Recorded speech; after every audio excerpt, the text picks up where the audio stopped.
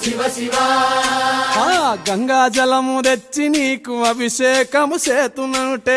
జలము తెచ్చి నీకు అభిషేకము మరి చేతునంటే గంగ జలమున చేప కప్పల ఎంగిలంటున్నావు శంభో ఆహా. శివ శివ హర హర శివ శివ సాంబ శివ నీదు మహిమ ఎన్నటికీ తెలియదాయే శివ శివ ఆవు పాలు తెచ్చి నీకు అర్పితము చేతునంటే పాలు తెచ్చి నీకు అర్పితము చేతునంటే ఆవు పాలన లేక దూడల ఎంగిలంటున్నావు శంభో ఓహో శివ శివ